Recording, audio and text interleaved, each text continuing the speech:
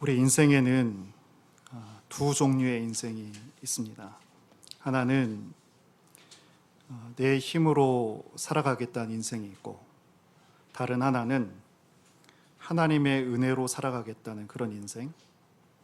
다시 말하면 내 속에 있는 내 힘, 내 능력 가지고 살겠다는 사람과, 그리고 위로부터 하나님께서 부어주신 능력으로 살겠다는 사람, 이렇게 두 종류의 인생이 있습니다.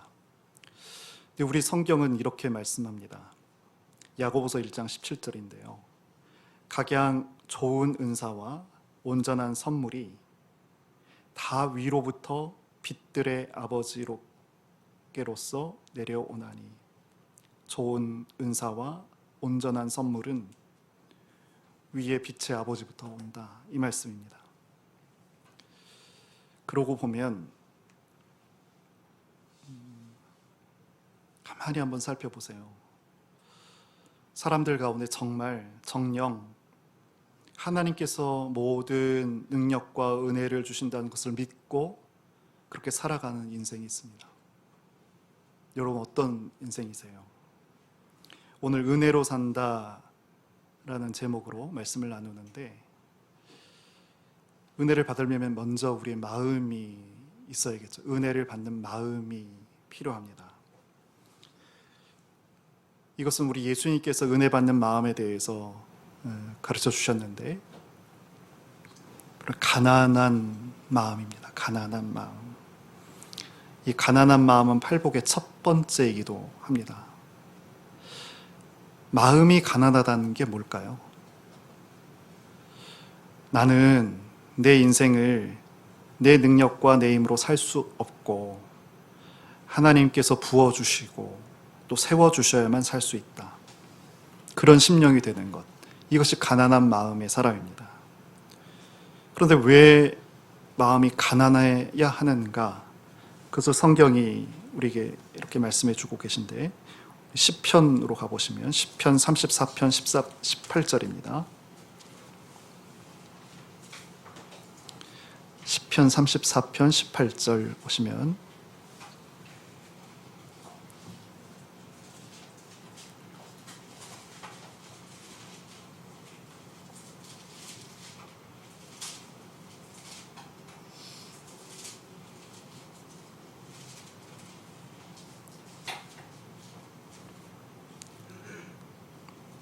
같이 한번 읽어보겠습니다. 여호와는 마음이 상한 자를 가까이 하시고 충심으로 통회하는 자를 구원하시는다.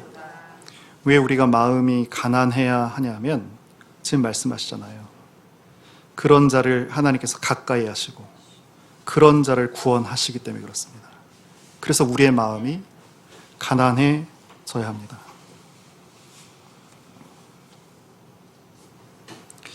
이 마음의 가난함이 아주 중요합니다. 나의 모자람을 인정하고 하나님의 은혜를 구하는 것, 이것이 신자의 모습입니다. 나의 부족함을 인정하고 하나님의 은혜를 구하는 것, 이것이 그리스도인의 모습입니다. 우리가 다윗 왕을 압니다. 그가 노래하고 기도했던 그 내용이 시편에 가득 담겨져 있는데, 늘 이렇게 노래하고 기도하더라고요. 주께 갑니다. 나를 건져주십시오. 당신께서 나를 건져주시지 않으면 나는 죽고 맙니다. 나는 약하고 부족합니다. 어린아이와 같습니다. 나를 불쌍히 여겨주십시오. 이것이 늘상 왕이었던 다윗이 하나님을 향해서 노래하고 기도했던 내용들이에요. 이걸 어떻게 한번 보면 구걸하는 사람 같지 않으세요? 커다란 문제 앞에 놓인 어떤 사람이 간절히 호소한 것 같은, 근데 그가 바로 왕인 다윗이었어요. 왕도 이랬거든요. 하나님 앞에 이런 삶을 평생을 살았어요. 근데 오늘날 우리는 알량한 몇 가지 것 가지고 세상에 힘을 가지고 있는 것처럼 그렇게 서서 삽니다. 이러한 마음이 무너져야 합니다.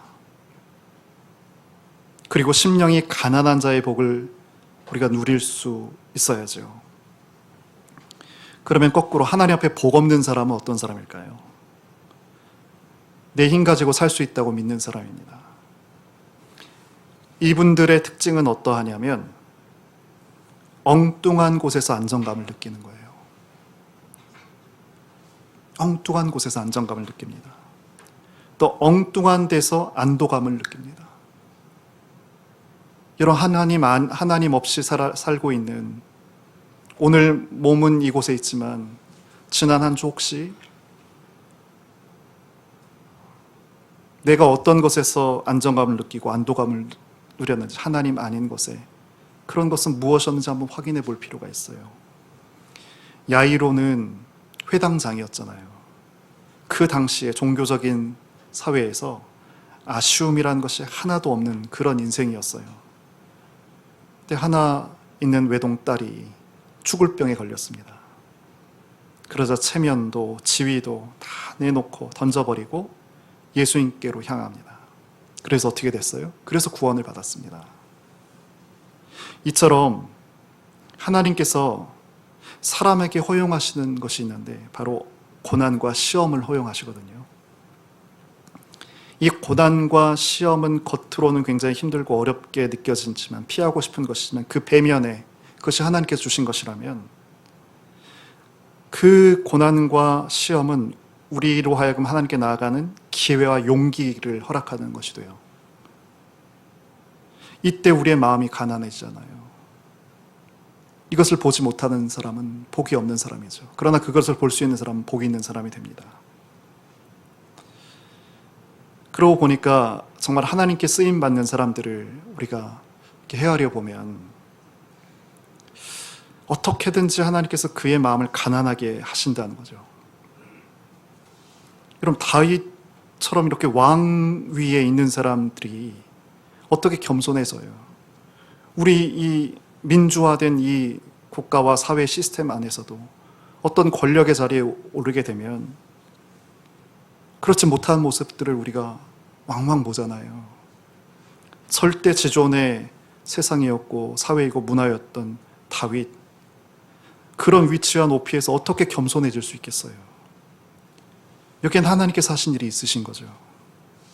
남들이 알지 못하는 피눈물 나는 일이 다윗에게 있었던 거예요. 다윗은 그런데 그 하나님을 신뢰했습니다. 그래서 그렇게 아프게 만드시는, 자신을 만지고 계시는 이 일, 이것을 재앙이라고 생각하지 않았습니다. 이렇게 하시지 않으면 내 이 마음이 저절로 가난해지지 않기 때문에 그렇죠. 그럼 다시요. 복이라는 게 어떤 건가요? 정말 복으로 사는 사람은 어떤 사람인가요? 높은 자리에 있을 때에도 기꺼이 낮은 곳으로 갈 수 있는 거죠. 기꺼이 가난한 마음을 먹을 수 있는 것, 그런 마음을 살아가는 것, 그 마음으로 살아가는 것, 이것이 복입니다. 이렇게 가난한 자의 복을 말씀하신 예수님은 곧이어서 애통한 사람의 복에 대해서 말씀합니다. 우리가 왜 애통한가요? 그리스도인이 왜 애통한 거예요? 마음이 가난한 사람이 왜 애통해지는가요? 죄가 보이기 때문이에요. 사람이 죄를 볼 수 있게 되면 애통하게 됩니다. 특별히 나의 죄를 볼 수 있게 되면 애통하게 됩니다. 제가 읽겠습니다. 요한복음 16장 8절에 그가 와서, 여기서 그는 7절에 보면, 그 전절에 보면 보혜사 성령님을 말합니다. 성령께서 와서, 그가 와서 죄에 대하여, 의에 대하여, 심판에 대하여 세상을 책망하시라. 성령께서 오셔서 하신 일이 어떤 거냐면 죄에 대해서 세상을 책망하고 죄를 드러내는 일을 하신다는 거예요. 성령께서 우리에게 임재하시면, 그래서 처음 하신 일이 뭐냐면 우리로 하여금 죄를 마주보게 하시는 거예요. 남의 죄가 아니라 나의 죄를 마주보게 하시는 거예요. 근데 이렇게 되면 어떻게 된다고요? 부르짖게 된다고요. 사도 바울이 신약성경에 반절 가까이 기록했죠. 순차적으로 하나님의 말씀을 기록했습니다. 그런데 이 성경을 보면 뭔가 좀 이상하고 거꾸로 기록한 거 아닌가라는 생각이 듭니다. 초기에 썼던 고린도후서에 보면 나는 사도 중에 괴수입니다 라고 되어 있어요. 또 시간이 흘러서 썼던 에베소서 보면 난 성도 중에 즉이 작은 자보다 더 작다라고 말합니다.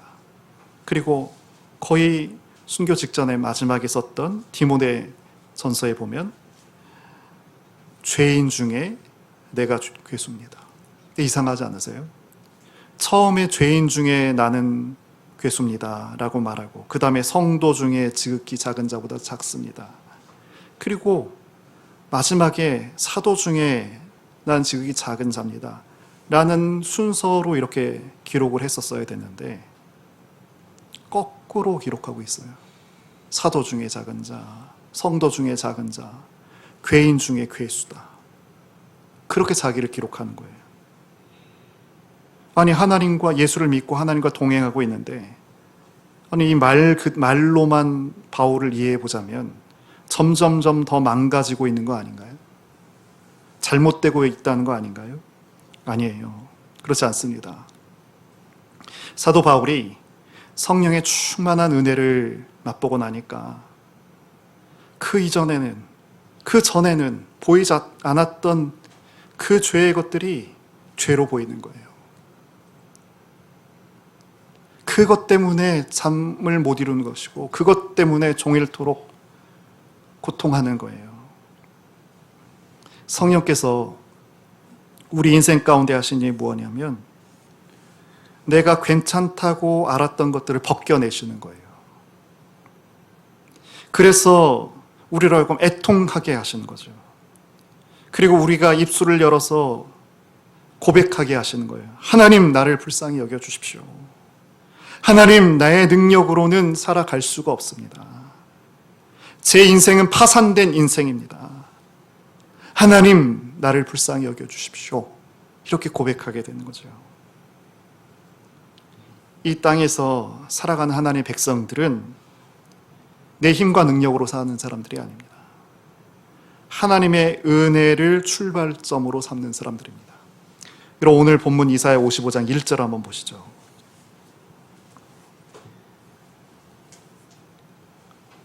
1절 같이 한번 읽겠습니다. 오호라 너희 모든 목마른 자들아 물로 나오라 돈 없는 자도 오라 너희는 와서 사 먹되 돈 없이 값 없이 와서 포도주와 젖을 사라. 하나님 앞에 나아가는 거잖아요. 값 없이 나아가는 거잖아요. 예배가 어떤 건가요? 하나님의 보좌 앞에, 이 은혜의 보좌 앞에 나아가는 것, 이것이 예배예요. 1절의 내용이죠.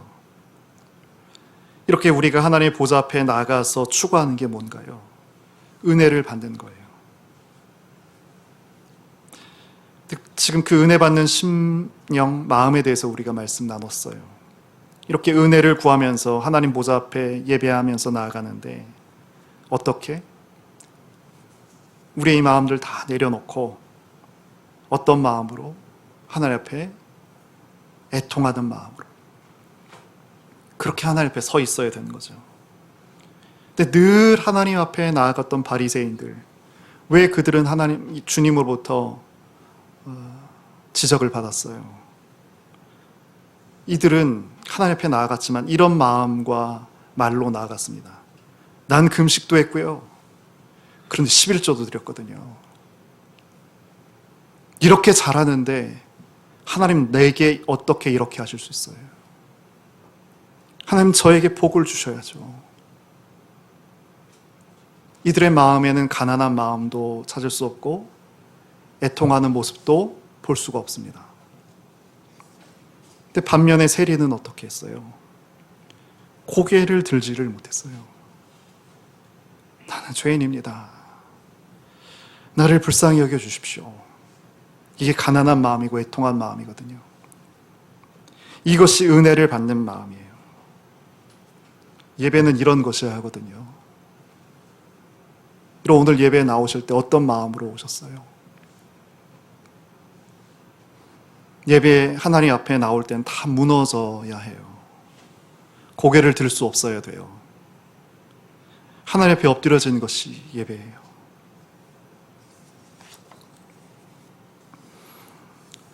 이렇게 은혜 받는 마음, 오늘 은혜로 살기에 대해서 말씀을 나누고 있는데, 이렇게 은혜 받는 마음에 대해서 우리가 살펴봤습니다.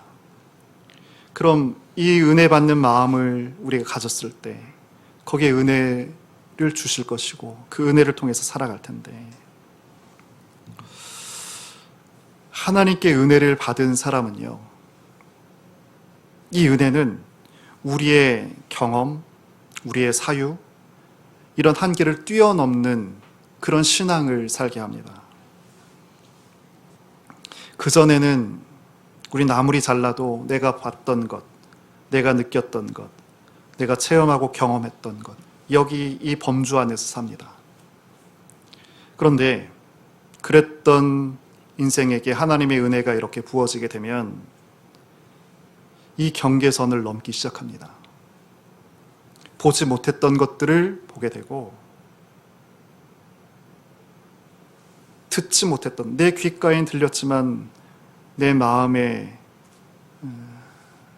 들리지 않았던 것들도 내 인격으로 받기 시작하고, 심지어 내가 경험하지 못했었는데 평생 그것을 경험해 보지 못했던 것들을 이제 경험해 가는 그런 인생을 삽니다. 이 모습이 우리 5절을 통해서 한번 확인해 볼 수 있습니다. 5절을 보시면, 5절 같이 한번 읽겠습니다.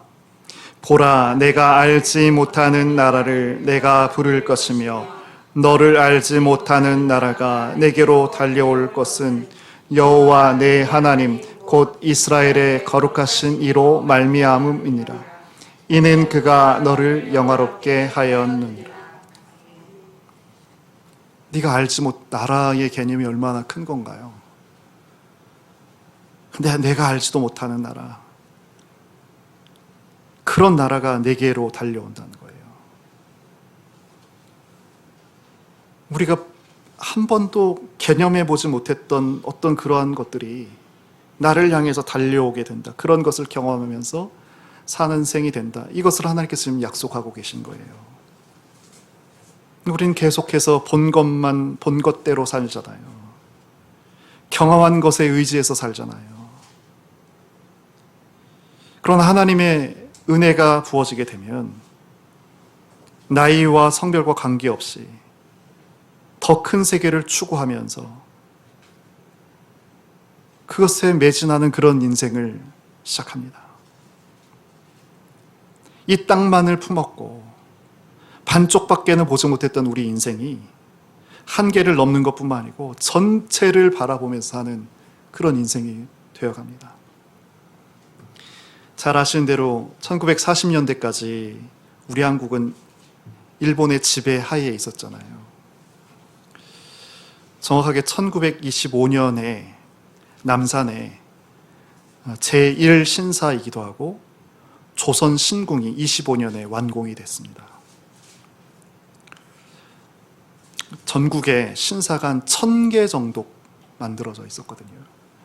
근데 왜 이 조선 신궁이 얼마나 대단했는지 우리가 그때 살지 않았으니까 신사 있었다는 것은 그냥 배워서 역사에서 들어 알고 계신데, 제가 어제 실제로 일본인들이 동경대 건축학부 교수가 와서 그것을 진두지휘해서 만들었고 그 신사를 지은 공중에서 찍은 사진도 봤는데, 오늘 한번 가서 이따 식사하실 때 한번 찾아서 보세요. 지금의 그 도농 삼거리 아세요? 그 근처 아세요?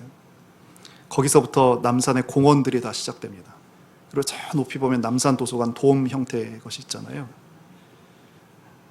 그게 신사였어요.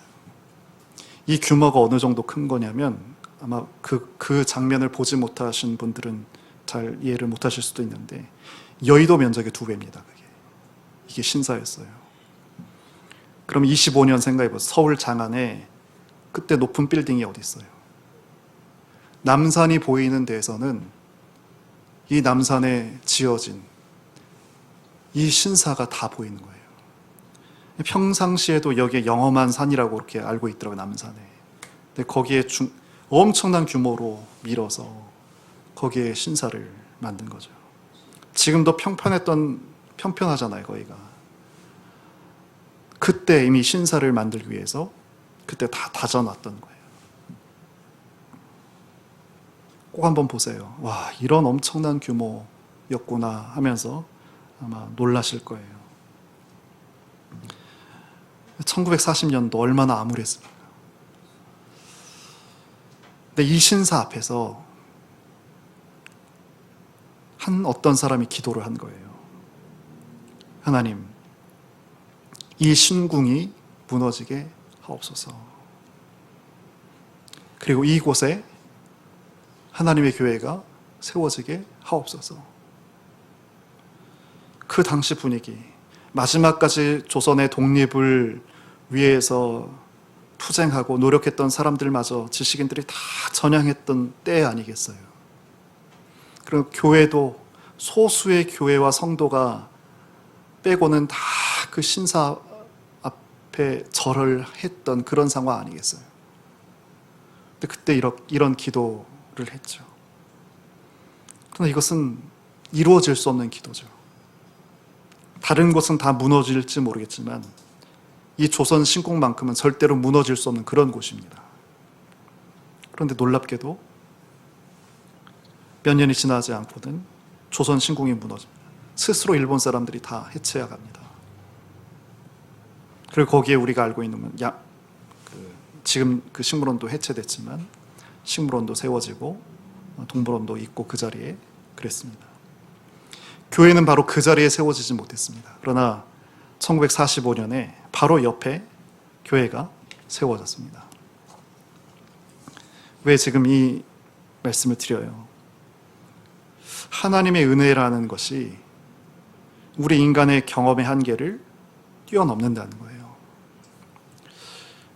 우리가 지난 겨울에 단기 선교를 다녀왔는데 꼭 한번 나중에 그 함양을 다시 한번 갔으면 좋겠어요. 왜냐하면 이런 우리가 알지 못한 일들이 나타날 수 있기 때문에 그렇습니다. 한 선교팀인데 선교지의 대상은 우리 한국이 아니고 일본이었습니다. 유독 그 거리에 점집들이 많았던 거예요. 근데 그 가운데서 한 형제가 그 점집들을 보고 기도했습니다. 하나님, 이 점집들이 좀 없어지게 해주십시오. 다 같이 선교로 갔으니까 이 형제를 응원하고 격려했지만 믿지는 않았다는 거죠. 정말 몇 년 후에 그곳에 도로 확장 공사가 시작이 되면서 이 점집들이 다 무너졌다는 거예요. 물론 우연의 일치라고 할 수 있습니다. 그러나 저는 이렇게 이해하고 싶습니다. 하나님 은혜를 통해 한계를 넘어서 기도했던 한 청년, 이 한 사람의 기도를 하나님께서 사용하셨다. 전 그렇게 이해하고 싶습니다. 그렇게 믿고 싶습니다.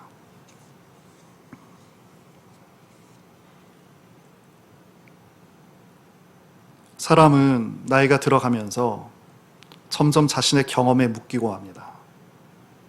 그래서 새로운 것에 대해서 마음도 눈도 두려워하지 않아요. 내가 했던 것 또 하려고 하고, 심지어 먹던 것 또 먹으려 하고, 입던 것, 가던 곳 계속 거기에서 더 확장하지 못합니다. 근데 하나님의 은혜가 부어지면요, 안 가던 곳도 가게 되고 안 하던 것도 하게 되고 정말 새로운 곳에도 마음이 동하기 시작하는 거예요. 이게 은혜의 마음입니다. 우리 참빛은 인구 분포가 그 연령 구성이 나이가 좀 많으신 분들과 그리고 젊은 사람 이렇게 있죠. 중간에는 없고. 전 우리 참빛의 나이가 연세가 높은 분들이 이런 새로움을, 그것은 세상이 말하는 새로움이 아니라 하나님 은혜를 공급받았기에 허락된 이 새로움의 인생을 사시는 분들이 되셨으면 좋겠어요. 그러면 은혜가 기대가 되잖아요. 그럼 하나님께서 이 은혜를 베푸시는 방법이 어떤 것일까? 여러분 아세요? 그것은 바로 기도와 말씀입니다. 너무 뻔한 것이라고 생각되세요? 우린 변화하면 어떤 조직, 계획, 어떤 탁월한 사람들, 이런 것이 떠오릅니다. 역시 우리의 힘으로 해야지, 우리의 능력으로 해야 되지 할 것 같기 때문에 그렇습니다. 근데 성경은 그렇지 않습니다. 이런 8절과 9절 한번 보시겠습니다. 8절과 9절 같이 읽겠습니다. 이는 내 생각이 너희의 생각과 다르며 내 길은 너희의 길과 다름이니라. 여호와의 말씀이니라.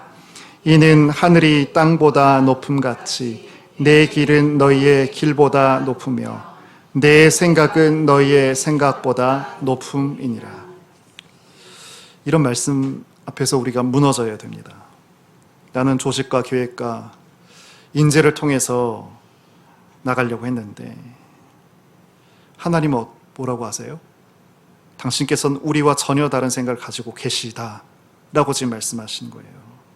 그 방법이 뭐라고요? 6절과 11절인데 그게 기도하고 말씀이라는 거예요. 기도와 말씀. 이 말씀에 우리가 주목을 했으면 좋겠습니다. 그리고 반드시 붙들어야 됩니다.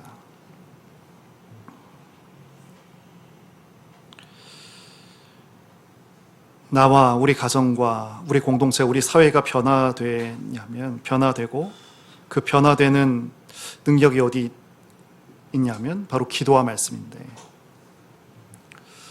우리가 기도하지 않거든요.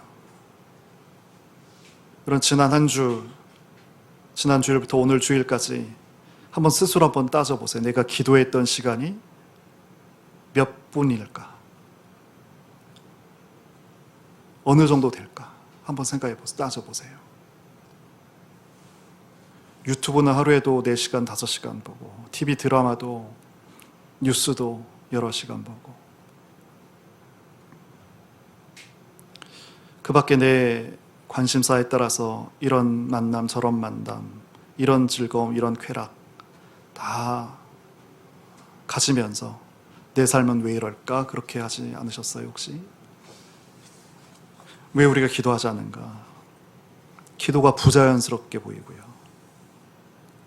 기도한다는 사실 자체가 내 약함을 인정하는 것처럼 보이는 것처럼 느껴지고요. 또 현실적이지 않은 것 같고요. 그래서 우린 기도를 안 합니다. 인간이 그렇습니다. 사람들은 기도를 안 합니다. 기도가 어리석어 보입니다. 기도하면 무식한 사람 같이 보이고요. 힘없는 사람들이 기도하는 것으로 그렇게 생각합니다. 그래서 오늘날 교회와 성도가 능력이 없습니다. 기도나 해보자 라는 말을 우리가 사용합니다. 우리 삶의 모든 우선순위 가운데 기도가 마지막에 있는 거예요. 하다 안 되니까 기도나 해보자 라는 그런 말과 생각을 가지고 삽니다. 근데 목회가 뭘까 생각해 봅니다. 저에게 근원적인 질문을 해봤어요. 뭘까? 어떤 걸까? 무엇을 위해 존재하는가? 인생 제일 마지막에 처박혀 있는 기도를 그 인생의 엔진이 되게 해서 그 기도가 우리를 이끌고 가게 하는 것, 이것이 목회 아닐까? 이런 생각을 해봤습니다. 왜 새벽에 기도를 해요? 왜 우리 예수님께서 새벽 미명에 일어나셔서 기도하셨어요? 맨 구석에 있는 기도를 잡아다가 하루의 출발에 딱 놓고 그 하루를 기도로 시작하는 거예요. 왜 하나님께서 은혜를 주신 방법이 뭐라고요? 기도라고요. 기도. 하나님께서 우리에게 은혜를 부어주시길 원한 방식 기도라고요. 그래서 우리가 기도의 자리를 떠나지 않으려고 하는 거죠. 그래서 우리가 기도를 멸시해서는 안 돼요. 기도에 승리가 있습니다. 6절 한번 읽어보시죠. 6절. 너희는 여호와를 만날 만한 때에 찾으라. 가까이 계실 때에 그를 부르라. 언제나 여러분 기회가 있으실 거라고 생각합니다. 오늘 아니면 내일 하면 되지라고 생각합니다. 제 연세 높으신 분들 앞에서는 이건 좀 실례된 얘기이기도 한데, 제가 근 한 달 동안 너무너무 힘이 없어서 새벽 기도 다녀와서 다음날 새벽 기도나 성경 공부나 예배 설교나 이거 준비하는 또 신방하는 시간 말고는 계속 누워 있었어요. 이게 참 없었던 일인데 그렇더라고요. 이렇게 육체가 확 늘 건강할 줄 알았는데, 남들처럼 대단한 건강은 아니지만 그래도 일상이 문제없이 이렇게 지냈던 그런 건강은 있었는데 그게 되지 않더라고요. 그리고 뭐 아들이기도 하지만 대한이가 이제 군대를 가게 되니까, 우리 하람이 형제는 경험했죠. 해군을 가는데 처음에 입대하고 배를 탄다는 거예요. 근데 저는 목사니까 예배에 대해서 관심이 있었는데 배마다 군목이 없잖아요. 한 6개월, 4개월, 6개월 정도 배에 있게 됐는데 처음에. 그럼 함장 뭐 하사관이나 부사관이나 장교 가운데, 위관급 가운데 교회를 잘 다닌 사람을 딱 군종 장교로 그냥 임명을 해버린다는 거예요. 목사도 아닌데, 목사님도 아닌데. 그럼 대개 그냥 4개월 동안 어떤 형태, 그냥 친교하는 거예요. 친교. 찬양 몇 곡 하고 간단하게 얘기하고. 예배 드리고 싶어도 못 드리는 거예요. 오늘 못하면 내일 하면 된다고 생각했는데 못하는 거예요.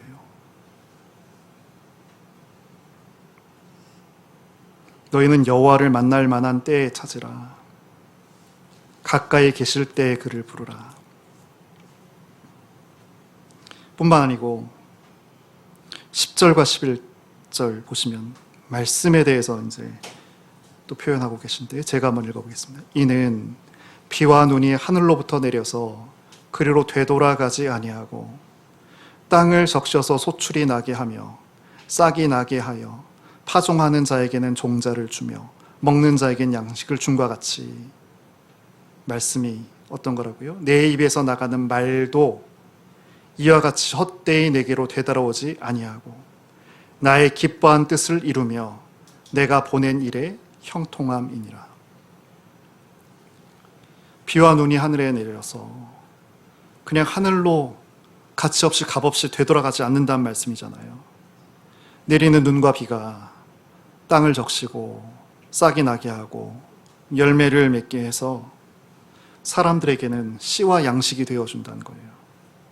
하물며 당신의 입술로 나온 이 말씀이, 하나님 말씀이 어찌 헛되이 흩어질까라는 거죠.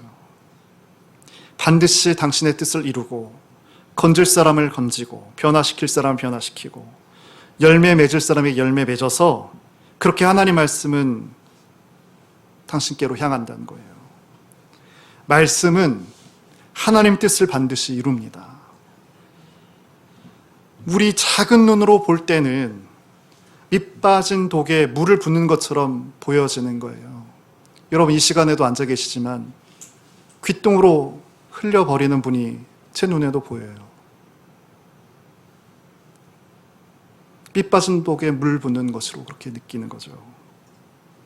근데 이것이 결코 헛된 것이 아니라고 하나님은 말씀하고 계시고요. 말씀은 반드시 역사를 이룬다고도 말씀하시고요. 콩나물을 어떻게 길러요? 예전에 제가 교회 좀 규모 있는 교회 신방, 매일 신방이에요. 일이, 부목사 일이. 콩나물 공장 하시는 교회 집사님 가봤는데 깜깜한 곳에 콩나물 가득 시루들이 있고 계속 일정하게 자동적으로 물을 주는 그런 곳이더라고요. 물만 주면 된대요.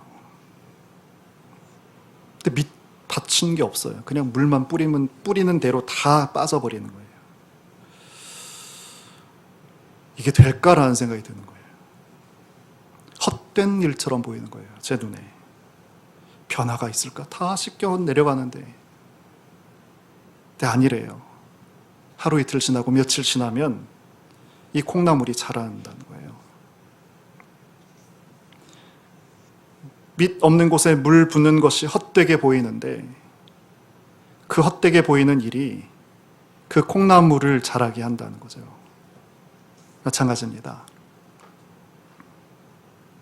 하나님 말씀이에요. 하나님 말씀은 결코 헛되이 나가서 들어오지 않습니다. 말씀은 반드시 하나님의 뜻과 목적을 다 이루고 돌아옵니다. 그래서 우리가 생명 걸고 해야 될 것이 뭐가 있겠어요? 기도하는 것과 이렇게 말씀을 증거하는 일이죠. 말씀을 읽고 듣는 거죠. 내가 먼저 읽고 듣고 그리고 그 말씀을 증거하는 거예요. 교회가 예배를 드리는 이유도 이와 같습니다. 근데 우리 현재는 어떤가요? 난 분명히 콩나물 콩이 분명한데 왜 나는 이렇게 말라 비틀어져 있는가?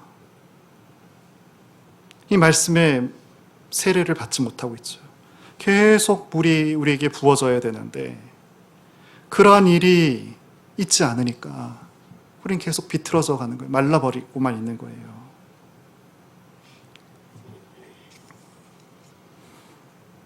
은혜 받는 마음을 갖고 그리고 은혜를 받게 되면 내 한계를 넘는 일들을 시작하는데 그 일이 계속 지속되려 하나님께서 기도와 말씀을 우리 그 은혜 공급의 자원으로 주셔요.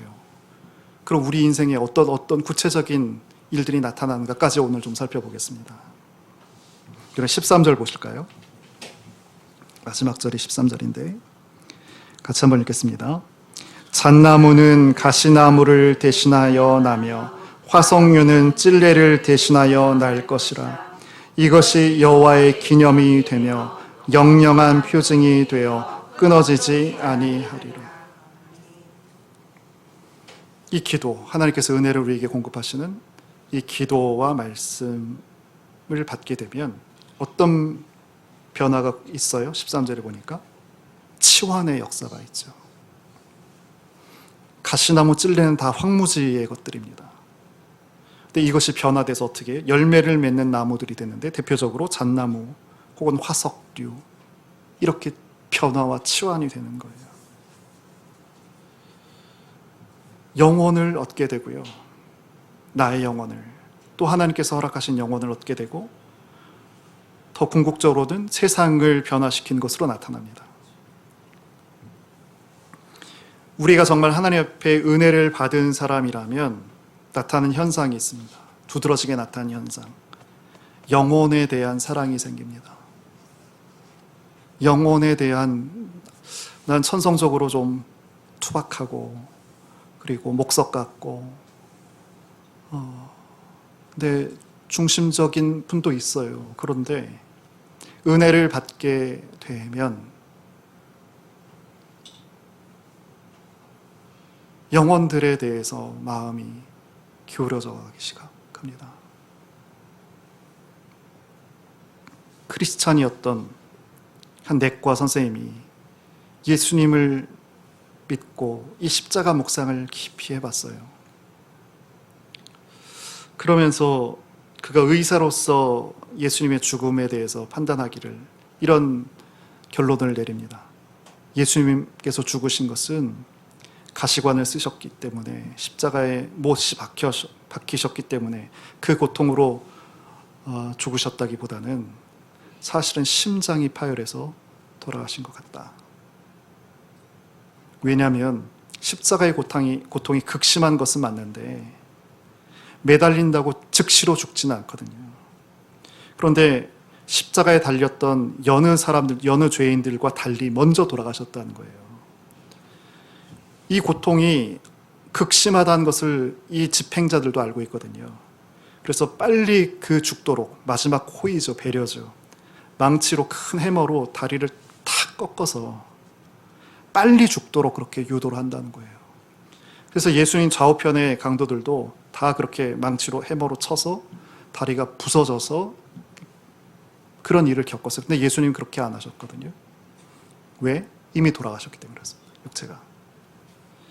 그리고 나서 죽었는지 안 죽었는지 어떻게 확인해? 옆구리에 창을 딱 찔렀잖아요. 그랬더니 물과 피가 쏟아졌다는 거예요. 이것이 바로 심장 파열의 증거라는 거예요. 그리고 이 의사 선생님이 더 묵상을 합니다. 왜 예수님께서 심장이 파열돼서 돌아가셨을까? 그 십자가에 달리셔서 인간의 죄 때문에 죽으신 거 아니에요.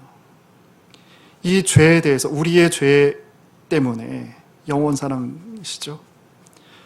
그게 너무너무 가슴이 아파서 그 예수님 육체의 심장이 견디지 못하고 파열이 됐던 거예요.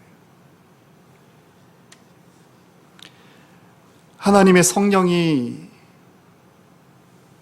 임하시게 되면 우리에게도 이런 일이 나타난다는 거예요. 예수님의 이런 심장을 우리도 갖고 우리에게 주신 일과 사명들을 감당할 수 있게 된다는 거예요. 우리에게도 좀 이런 기도의 제목이 그래서 나타났으면 좋겠습니다. 하나님, 저에게도 예수님처럼 같은 이유로 내 심장이 터질 것 같은 그런 경험을 할 수 있도록 하나님, 나의 삶을 인도해 주십시오.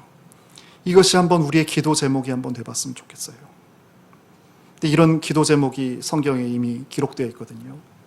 사도 바울이 빌립보서에서 1장 8절에 그리스도의 심장으로 너희를 얼마나 사모하는지라는 그런 기록입니다. 그 예수님의 심장을 갖고 살아왔던 주의 믿음의 우리의 선배들이 있었다고요.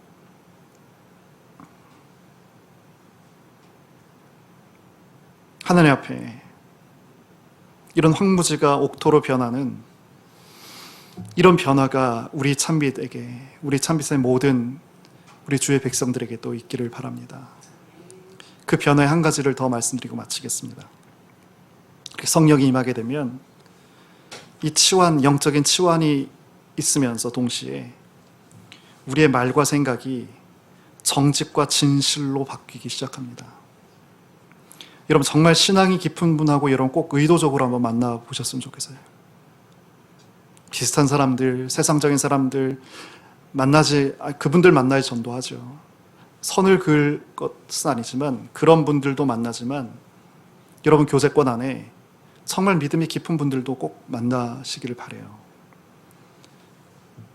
이분들하고 대화하게 되면 뭘 느끼냐면 굉장히 소박하고 정확하고 정직하고 진실하구나, 이런 것을 우리가 느끼게 됩니다. 그러면 동시에 무엇도 느끼겠어요?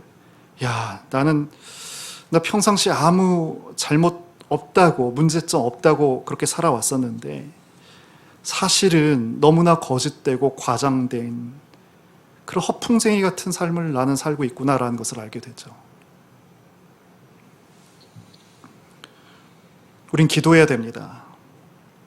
이 복음으로 변화된 사람이 되기 위해서 우리 생각에, 우리 습관에 배어있는 죄성, 내 거짓말, 그리고 내가 호흡처럼 마시고 숨쉬고 있는 우리가 살고 있는 이 문화, 이런 것들 위에 다 잠식되어 있거든요. 이런 것들이 다 빼어질 수 있도록 그런 은혜를 주시라고 기도를 해야 됩니다.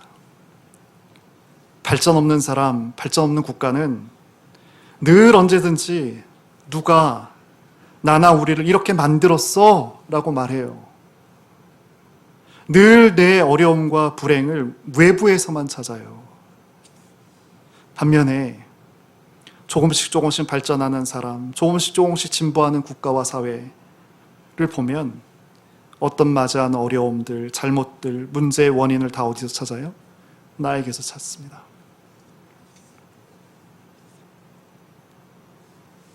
우리는 어떤가요? 대다수의 사람처럼 우리 역시 현재의 어려움, 문제의 원인을 내가 아닌 다른 것에서 혹시 찾고 있지는 않나요? 누구 때문에, 무엇 때문에 안 된다고 그렇게 말하고 생각하고 믿고 있지는 않나요? 그러나 복음의 은혜로 변화가 있는 사람은 어떻게 된다고요? 그 어려움의 원인을 나에게서 찾습니다. 오늘 말씀을 결론 맺겠습니다. 혹시 어려움을 맞이하셨나요? 전 이건 굉장히 하나님께서 우리에게 그 가난한 마음을, 애통한 마음을 주시기 위해서 접근하신 것이니까. 오늘 말씀을 한번 쭉 그 어려움이 있으시다면 오늘 말씀을 기억하시죠. 가난하고 애통할 수 있으면 우리는 은혜 받는 마음으로 준비가 됩니다. 이 은혜는 우리의 속사람을 변화시킵니다. 근데 이 변화가 어디까지 이루어져요? 나도 나뿐만 아니고 세상도 변화시키는 그런 자리까지 이어지죠. 신자의 목표는 은혜인 거예요. 은혜를 구하십시오. 다윗처럼 은혜를 구하는 거예요. 근데 그 은혜의 공급 방식이 기도와 말씀이다. 한 가지로 예배죠. 이 예배에 그 기도와 말씀이 같이 있잖아요. 이 예배를 사모하십시오. 철저하게 그래서 기도하고 말씀 붙들어서 마음의 우리 심령의 은혜를 받고 그래서 은혜로 살아서 나도 세상도 변화시키는 그런 우리 교회가, 우리 가정이 그런 내 자신이 됐으면 좋겠습니다. 특별히 우리 참빛 위태위태하고 또 쉽지 않은 환경과 시간들, 사건들을 만났지만 하나님께서 충분히 공급해 주셨고 감당할 수 있는 은혜를 주셨어요. 그리고 부족해도 하나님 일을 할 수 있다는 것도 작년 연말부터 시작해서 올해까지 하나님 또 경험케도 해주셨고요. 할 수 있는 거구나. 세상의 규모나 세상에 환산되는 가치들로 하나님의 일이 되는 것이 아니구나. 은혜 받은 사람이 하는 것이구나. 하나님과 동행하는 공동체가 하는 것이구나. 살아계신 하나님께 그 시선과 마음을 온전히 드리는 그런 이들이 하는 것이구나. 부디 이 지역 또 우리가 머물고 있는 이 시대 우리가 받은 은혜를 은혜로 살아서 이들에게 선하게 우리가 주장하고 이끌어가는 그런 도구, 그 선한 도구로서 우리 참빛이 그 저와 여러분이 될 수 있기를 진심으로 소망합니다. 이 시간 우리 잠시 같이 기도하겠습니다. 은혜로 살기 원합니다. 하나님, 은혜로 살게 하옵소서. 은혜로 변화되는 나와 우리가 되게 하옵소서. 우리 잠시만 같이 기도하겠습니다.